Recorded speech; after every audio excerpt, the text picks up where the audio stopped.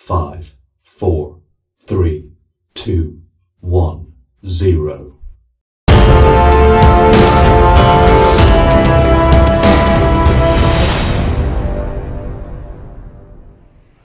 Assalamualaikum warahmatullahi wabarakatuh. Tajia Pingan, Tajia Hao. Apa khabar semua? Kita bertemu lagi dalam Liao Kitchen Chat.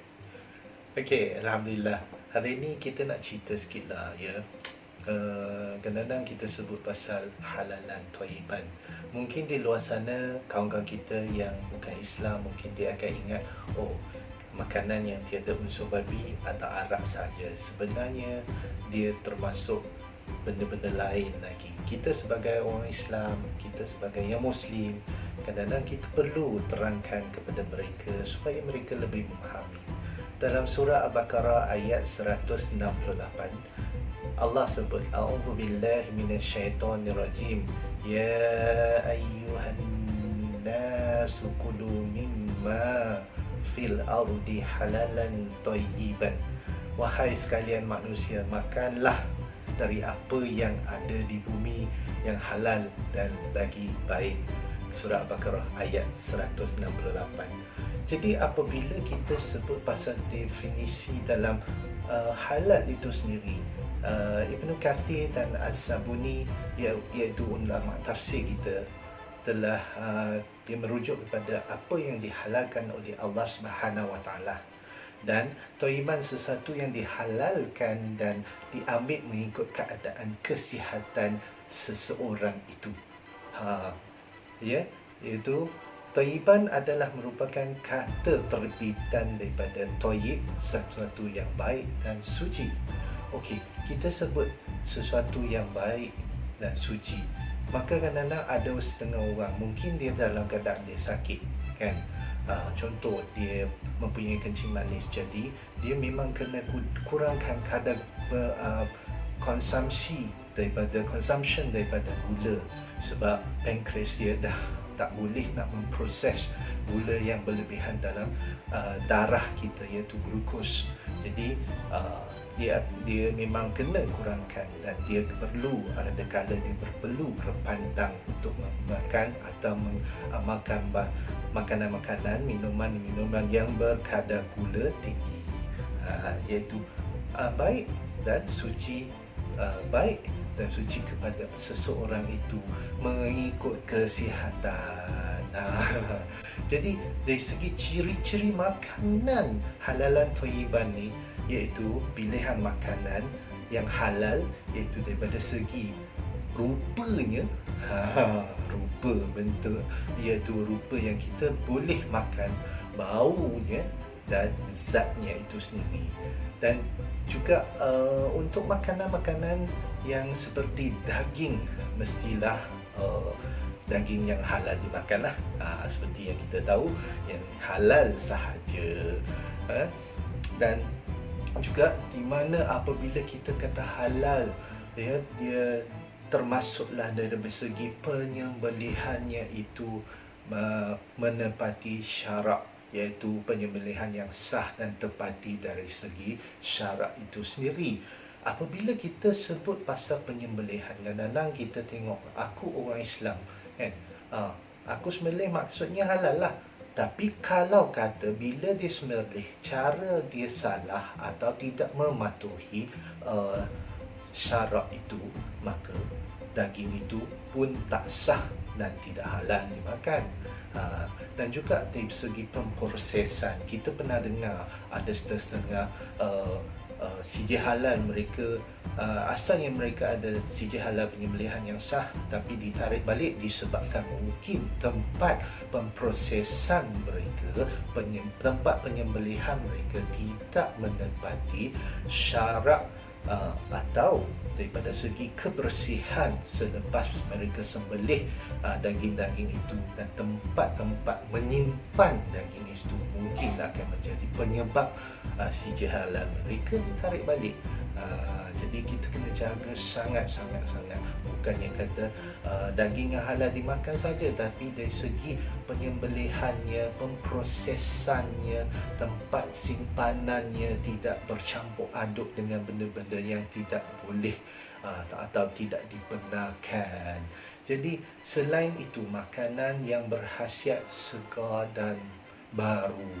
Jadi bila kita kata makanan yang berkhasiat, maksudnya makanan-makanan yang memberi kita nutrisi khususnya untuk tubuh badan kita yang kita perlukan. Sebab makanan-makanan ini akan menyebabkan badan kita, menyebabkan tubuh badan kita mungkin menjadi lebih baik atau menjadi lebih buruk. Dan makanan juga perlu daripada segi ciri-ciri makanan itu sendiri perlu jaga daripada segi kebersihan, khususnya melalui proses-proses penyediaan itu. Contoh, bila kita sediakan makanan, kita nak masak kan, kita kena cuci dengan bersih, dan khususnya daging-daging kita kena alihkan air. Bukannya contohlah, kadang-kadang saya pernah pergi suatu tempat, saya tengok satu kedai makan yang menyediakan makanan. Apabila dia sediakan ikan, lepas dia siang ikan, dia campak dalam air besin yang penuh dengan kotoran dah, yang penuh dengan darah-darah ikan, dan mereka tidak membilas dengan air yang bersih, dan terus mereka toskan ikan tu. Jadi sebenarnya pemprosesan penyediaan makanan itu sendiri, ikan tu pun dah jadi tidak bersih, sebab mereka ambil daripada air besin yang kotor itu dan terus goreng dalam kuali. Jadi benda-benda ni kita kena jaga, barulah kita menepati ciri-ciri makanan yang halal dan thayyib. Jadi hikmah apabila kita mendapat makanan halalan thayyiban, ia berkait rapat dengan iman dan takwa kita. Ya, yang halal dan yang baik menjamin juga kesihatan fizikal kita, emosi kita, dan juga spiritual kita. Ya, iaitu kita perlukan jiwa yang tenteram untuk menunaikan ibadat, dan kita akan menghasilkan hasil-hasil kerja yang lebih baik apabila kita makan makanan yang halal dan baik. Sebab tubuh badan kita kadang-kadang kita perlukan nutrisi, dan contoh, kadang-kadang kita tengok jajan-jajan mungkin ada label halal, tapi adakah dia baik untuk kesihatan kita kalau kita makan banyak?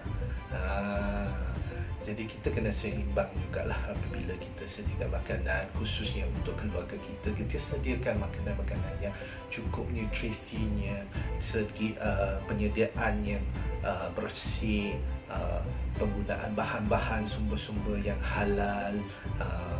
Jangan terlebih contoh daripada kadang-kadang mungkin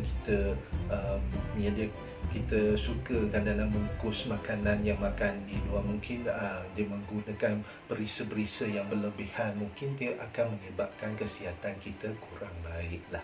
Bukan kata tak boleh makan luar, boleh, tapi kita kena kurangkan.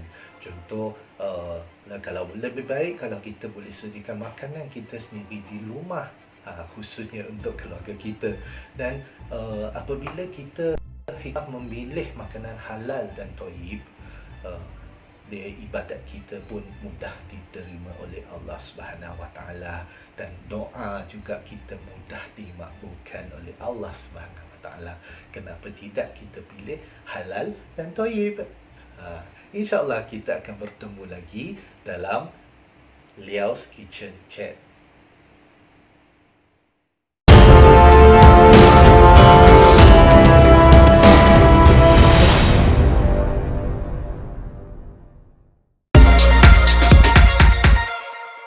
Baik, hari ini kita nak masak sup yang paling senang, sup ABC. Ini antara bahan-bahan utama. Okey, masukkan carrot yang telah dipotong dalam periuk dan diisi dengan air panas, tapi belum didih lagi lah. Dan dalam carrot dia ada vitamin A dan juga beta karotin yang sangat baik untuk mata. Tutup balik penutup untuk tunggu carrot tu empuk dan juga air didih sepenuhnya. Okey, seterusnya masukkan halia sebesar ibu jari lah. Kalau boleh 2 potong lah. Kemudian masukkan ayam yang dah dipotong dan pastikan ayam tu kena cuci bersih lah ya.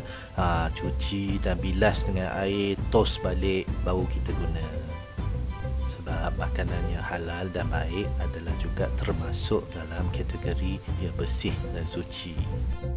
Dan seterusnya masukkan ubi kentang, tapi kadang-kadang ubi kentang ada jenis yang cepat lembut, pastikan jangan awas sangat. Dan kemudian tambahkan cili ikut kesukaan, 2 biji pun tak apa, boleh cili merah tu. Okey, sup kita dah didih, jadi saya masukkan sos tiram. Sos tiram pastikan pilih yang halal ya. Okay, lepas tu masukkan pati ayam. Saya suka guna yang cecair lah. Ada orang suka guna cube, tak apa, boleh juga. Okey, masukkan kicap hitam untuk naikkan warna sup itu. Dan ingat bukan kicap pekat ya. Dan juga sedikit lada sula ikut kesukaan lah. Okey, masukkan bawang, anggaran bawang besar 2 biji. Dan juga akhirnya kita baru masukkan tomato. Tomato dia ada vitamin C ya. Dan ubi kentang kita tadi tu ada vitamin B 1, 2, 3. Baik, dah didih sepenuhnya. Jadi sup kita dekat hampir siap dah sebenarnya. Jadi saya tambahkan sedikit perisa. Saya gunakan 1,5 camca garam. Biar untuk tambahkan aroma, saya gunakan minyak bijan dalam 1 sudu. Pastikan yang halal. Alhamdulillah, ABC sup kita dah siap boleh dihidang sebenarnya. Jadi vitamin A, B, C semua dalam tu. Dan selamat mencuba untuk menu yang paling mudah ini.